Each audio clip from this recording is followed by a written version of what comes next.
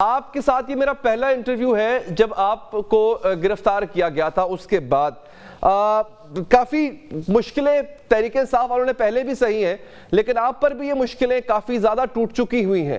کیا محسوس کر رہی ہیں اب آپ؟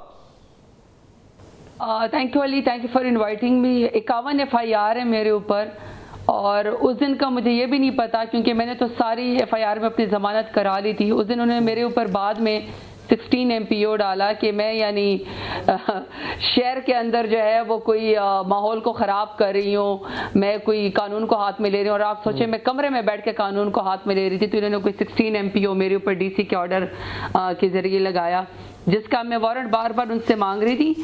بس تکلیف ہوتی ہے، آزمائش کا وقت ہوتا ہے. ہم چند ہی چہرے پاکستان تحریک انصاف میں وہی پرانے والے رہ گئے ہیں. اللہ استقامت دے، عزت دے. سب لوگوں نے دعائیں کی، سب لوگوں نے سپورٹ کیا، لیکن ایک بھرم ہوتا ہے، ایک آپ کو ہوتا ہے کہ ہم ادھر پارلیمنٹ میں بھی بات کرتے ہیں، تمام کمیٹیز میں بھی بات کرتے ہیں کہ خواتین کو ایٹ لیسٹ آپ ہمیں کال کر دیں، ہم خود تھانے حاضر ہو جائیں گے، ہم خود DC آفس حاضر ہو جائیں گے، ہم خود آپ کے ہیڈ کوارٹرز آ جائیں گے، آپ ہمیں ایک فون کریں. مگر اس طرح ہمیں جس کو کہتے ہیں نا ٹیررائز نہ کرے، یا ڈیٹیرنس اگر آپ نے پھیلانی ہے تو آپ ڈیٹیرنس کچے کے ڈاکو کے اوپر پھیلائے، ان کو ہاتھ ڈال کے. آپ جو ہے وہ سندھ میں جا کے یا پھر بلوچستان میں جب شاہراہ میں دہشت گرد آ کے لوگوں کو پنجاب کا ID کارڈ چیک کر کے ان کو گولیاں سر کے اوپر مارتے ہیں، یا جب رحیمر خان میں ہمارے پولیس کے بھائی سینے پہ گولیاں کھا کے شہید ہوتے ہیں کچے کے ڈاکو کے ہاتھوں، اور ان کو پکڑتے ہوئے ڈیٹیرنس پھیلائے، ان کی ویڈیو بنائیں. لیکن آپ جب ہم خواتین کو ہمیں بغیر دوپٹوں کے، بغیر جوتے کے، چادر اور چار دیواری کو پامال کر کے 16 MPO کے نام پہ یا 3 MPO کے نام پہ، چونکہ ہمارا نعرہ یہ کہ عمران خان زندہ باد، یا ہم عمران خان کے ساتھ یہ کارکن ہے، تو آپ ہماری اسی وفاداری کی میں سزا دیتے ہیں. ڈیٹیرنس پھیلانے کے لیے آپ اس طرح کی حرکتیں کرتے ہیں، اس سے ٹارچر ہے، اٹس اے ٹارچر. تکلیف ہوتی ہے، ایک بھرم سا ہوتا ہے، وہ بھی ٹوٹ جاتا ہے. Did not feel good. لیکن یہ کہ اللہ نے استقامت بھی دی ہے، اللہ تعالیٰ نے ایک مقام دیا ہے جس کو کہتے ہیں نا کہ حوصلہ توڑتے ہوئے پھر اچھا نہیں لگتا جب آپ سے لاکھوں لوگوں کی امید ہوتی ہے. کیونکہ علی اگر میں ہمت ہار گئی، اگر مجھ جیسی اور خواتین سیاست میں ہار گئی، تو پھر ظاہری بات ہے وہ جو آپ ہمیں کوئی ایک اسٹیٹس کو کے لوگ نشانی عبرت بنانا چاہتے ہیں وہ جیت جائیں گے کہ سیاست میں شاید صرف چند خاندانوں کی ماؤں بہنوں بیٹیوں کو اجازت ہے کہ وہ سیاست کریں اور لیڈر بنیں اور بڑی بڑی کرسیوں پہ بیٹھیں، اور ہم جیسے ینگسٹر جو سیاست میں صرف نظریے کو اوپر آتے ہیں، انصاف اسٹوڈنٹ فیڈریشن سے سٹارٹ کیا اور پارلیمانی لیڈر تک کا سفر طے کیا، تو ہمارے اوپر اگر ریاست میں سیاست کے دروازے بند ہو جائیں گے تو کل کو اور بچیاں سیاست میں نہیں آئیں گی. اس سے میں حوصلہ ہار نہیں سکتی، حوصلہ کر کے بیٹھی ہوئی ہوتی ہوں. آپ کی سیاست سے لاکھ اختلاف صحیح، لیکن خاتون ہونے کی حیثیت سے جس طرح آپ اپنی پارٹی کے ساتھ کھڑی ہیں، اپنے لیڈر کے ساتھ کھڑی ہیں، یہ بہت مشکل کام ہے، کٹھن کام ہے، اور I'm sure کہ یہ آپ کا اس پہ آپ کا سپورٹ سسٹم بہت اسٹرانگ ہے that you are still thriving. لطا صاحبہ اب ہم ٹاپک کی طرف آتے ہیں، اور یہاں پہ اب میں ایک سوال، تھوڑا سا یہ سخت سوالات کا سلسلہ جو ہے وہ اب شروع ہو چکا ہوا ہے. سختیاں آپ نے پہلے بھی برداشت کی ہیں، ہم شور آپ سخت سوالات بھی برداشت کریں گی. اچھا، وزیر دفاع خواجہ آصف کہتے ہیں علی امین گنڈا پور کمپرومائزڈ ہیں. اب جو واقعاتی شواہد ہیں وہ کہیں نہ کہیں زرتاج صاحبہ اسی کی طرف اشارہ کرتے ہیں. ان کے حوالے سے جو ہے وہ کچھ مشکوک چیزیں پائی جاتی ہیں، especially when it comes to جلسہ، دھرنا، ریلیاں پاکستان تحریک انصاف کی، ان کا غائب ہو جانا. تحریک انصاف کے اندر بھی کیا ایسا ہی کوئی نظریہ علی امین گنڈا پور کو لے کر کے پایا جاتا؟ اچھا، ایک تو بات یہ کہ علی میں یہ سمجھتی ہوں کہ خواجہ آصف کو میں اس کی بات کو وزن اس سے نہیں دیتی ہوں کہ ایک خاتون ریحانہ ڈار صاحبہ سے وہ ہارے ہوئے ہیں اور زبردستی فارم 47 کے اوپر آئے ہوئے ہیں. ان کے منہ سے کسی بھی سیاست کے اوپر بات یا نیشنل یا انٹرنیشنل پالیسی کے اوپر بات میرے خیال میں اچھی اس سے نہیں لگتی کہ آپ کے پاس ایک ویٹیج ہونا چاہیے، آپ کے پاس ایک گراؤنڈ ہو جانی چاہیے، آپ کے پاس ایک ووٹ کی طاقت ہونی چاہیے. ریحانہ ڈار صاحبہ جو ایک والدہ کی عمر، ان کی اپنی عمر کی وہ ایج فیل ہوں گی، جب انہوں نے کچھ غنڈوں کے ذریعے یا پولیس کے ذریعے جب انہوں نے ان کے گریبان میں ہاتھ ڈالا صرف اس سے کہ وہ ان کی سیاسی مخالف تھی. یعنی تحریک انصاف کو ایسا نہیں لگتا، تحریک انصاف کلی طور پہ ایگری نہیں کرتی، کوئی شک نہیں ہے ان کو علی امین گنڈا پور کے کنڈکٹ پہ.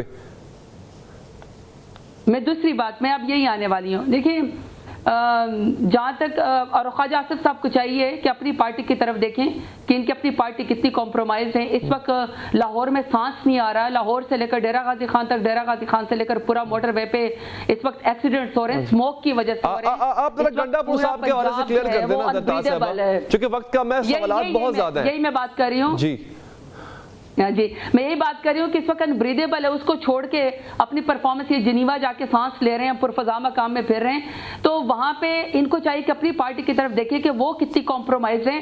ہماری پارٹی کا ہم جواب دینے کے لیے بیٹھے ہوئے. دیکھیں علی, میں آپ کو ایک بات بتاؤں, علی امین خان گنڈا پور فارم 45 کے ذریعے اور واقعی عوام کی ووٹ کی طاقت سے وزیر اعلیٰ بنے. سب سے مشکل صبح میں اس وقت وہ کام کریں اور ان کو کام بھی نہیں کرنے دیا جا رہا ہے کیونکہ ان کو ایک ایسولیٹ کیا ہوا ہے, کیونکہ وہ ایک پیج کے اوپر نہیں ہے. وہ ایک پیج چونکہ ان کا ہے جو فارم 47 والوں کا ہے. پہلا, اس بات کی ان کو سزا دی جاتی ہے. دوسرا, چونکہ عمران خان سے دشمنی ہے, سیاست میں اس کا مقابلہ نہیں کر سکتے, تو اس لیے جو چونکہ ہماری ایک اس میں حکومت بنی گئی ہے کے پی کے میں, تو ان کی کوشش کسی طریقے سے فیل کیا جائے.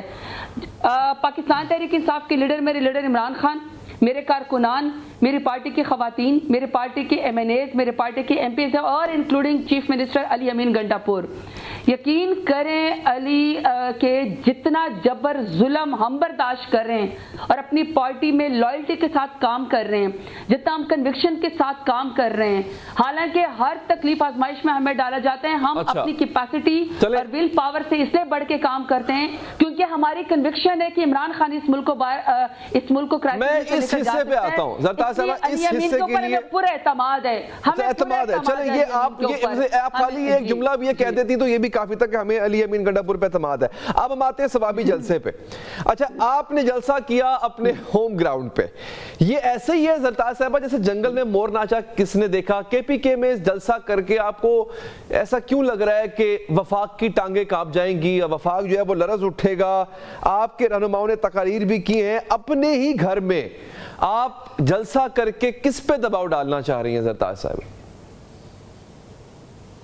اچھا, پہلے تو میں آپ کو ایک بات بتا دوں کہ جو جلسہ ہے وہ چاہے کے پی کے میں ہو, پشاور میں ہو, ثوابی میں ہو, لاہور کے اندر ہو, سندھ کے اندر ہو, بلوچستان کے اندر ہو. یہ اور بات ہے کہ کل ثوابی جلسے میں ہمارے آنے والے کانوائے بلوچستان اور سندھ والے کانوائے کے اوپر فیڈرل گورنمنٹ کی طرف سے جو دھاوا بولا گیا, ان کو سیدھی گولیاں ہمارے لوگوں کو ماری گئیں.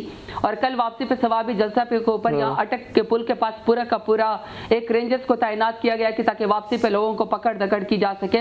اور اس سے پہلے بھی ہمارے گھروں کے اوپر جتنا انہوں نے چادر و چار دیواری کو پامال کرنا تھا کر رہے ہوتے تھے. لیکن جہاں پہ بھی خان صاحب ہمیں کہتے ہیں ہم وہاں پہ جاتے ہیں, یہ ایک ریفرینڈم ہے, یہ ایک اعتماد ہے جو ہم اپنے لیڈر عمران خان کے اوپر کرتے ہیں. اور ہمارا لیڈر ایک واحد لیڈر ہے جو جہاں پہ چاہے اس کے ورکرز کارکنان ہر رکاوٹ توڑ کے پرامن جلسے کے لیے پہنچ جاتے ہیں. یہ رکاوٹ توڑ کے آپ لاہور میں ایسا جلسہ کریں, مریم صاحبہ کی رات کی نیند اڑائیں, آپ وفاق میں جلسہ کریں, محسن نقوی کی رات کی نیند اڑائیں, یہ کریں نا, تب سمجھ میں آئے کہ ٹھیک ہے آپ نے گورنمنٹ کو ٹف ٹائم دے دیا. کے پی کے میں کہیں بھی جلسہ کر لیں آپ, وہ تو کامیاب ہی رہے گا, اس سے کیا فرق پڑے گا کسی اور کو؟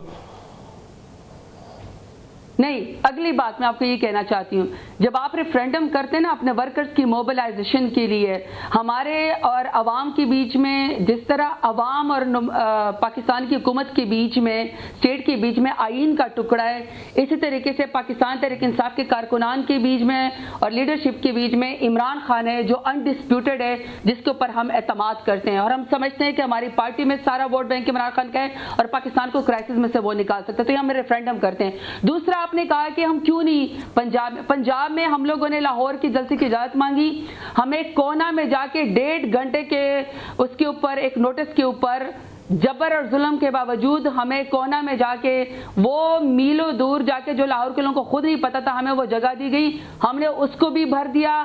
عمران خان کے پروانے ٹائگرز وہاں پہ بھی پہنچے. دیکھیں میری بات سنیں علی, اگر فرض کر لیتے ہیں کہ آپ پنجاب کی بات کریں کہ یا فیڈریشن کی بات کریں کہ یہاں میں جلسہ کیوں نہیں کرنے دیتے ہیں, ہم تو جلسہ پرامن ہر جگہ کرنے کو تیار ہے. انہی کی دفعہ 144 شروع ہو جاتی ہے عمران خان کے خوف سے, عمران خان کے جلسے سے انہی کی پکڑ دکڑ شروع ہو جاتی ہے. وہیں پر ان کو جو ہے وہ آرمی اور رینجرز بلانی پڑتی ہے کہ جی لا اینڈ آرڈر کا مسئلہ ہے, لیکن ڈاکوں کا ان کا لا اینڈ آرڈر کا مسئلہ نہیں ہوتا. دوسرا یہ کہ آپ نے کہا کہ فلانے کو فرق پڑ جائے گا، فلانے کو فرق پڑ جائے گا. میں آپ کو ایک بات بتاؤں، ہم عوام کے لیے کام کرتے ہیں، ہم عوام کے اندر اپنا ووٹ بینک بڑھاتے ہیں، ہم عوام کے لیے عمران خان کی پکار کو آواز، چاہے وہ سٹولن مینڈیٹ کے لیے ہو جو 8 فروری کو ہمارے عوام کے مینڈیٹ کے اوپر ڈاکہ پڑا، یا میرے لیڈر عمران خان سمیت بے گناہ لوگوں کی یا پاکستان میں رول آف لا کے لیے ہم آواز اٹھاتے رہیں گے. ان کو نہیں فرق پڑے گا، ان کو نہیں فرق پڑے گا جو آپ مجھ سے سننا چاہتے ہیں. نہیں علی، جو آپ مجھ سے سننا چاہتے ہیں، دیکھیں لفظ غلط بولنے لگی ہوں میں، لفظ اس طرح کے استعمال نہیں کرتی، لیکن پھر بھی جو ڈھیٹ ہو جائے، جو بے حیا ہو جائے، میں اس کو کچھ نہیں کر سکتی. جو مکر جائے، جو ڈھیٹ ہو جائے، بے حیا ہو جائے، جس کو انسانی حقوق کی پامالی سے فرق نہ پڑے، تو پھر ڈیل کر لیں، 2 سال کی والدہ کی تو پھر ڈیل کر لینا. جب فرق نہیں پڑے گا ان کو، آپ جتنا مرضی دباؤ ڈال لیں. آپ کہہ رہے ہیں کہ آپ کوئی فرق، تو پھر لڑائی نہ کریں، پھر نہ بددعائیں دیں، نہ سر پہ کفن باندھیں، نہ لوگوں کو ایگزاسٹ کریں، نہ اپنے کارکنوں کو بار بار باہر نکالیں. پھر ان سے ڈیل کریں اور اپنے لیڈر کو باہر نکالیں یہاں سے. دیکھیں میں آپ کو کلیئرلی بات بتاتی ہوں کہ نہ تو ہمیں ڈیل چاہیے، نہ ہم ان کو ڈیل دیں گے. ہمیں صرف اور صرف انصاف چاہیے، میرٹ کے اوپر فیصلہ چاہیے. میرا لیڈر عمران خان بے گناہ جیل کے اندر بیٹھا ہوا، اور یہ ثابت ہو چکا ہے کہ یہ صرف پولیٹیکل وکٹمائزیشن ہے. تو وہ سر پہ کفن باندھنے سے تو نہیں ملے گا نا، وہ تو عدالتوں سے ملے گا سرتاج صاحبہ.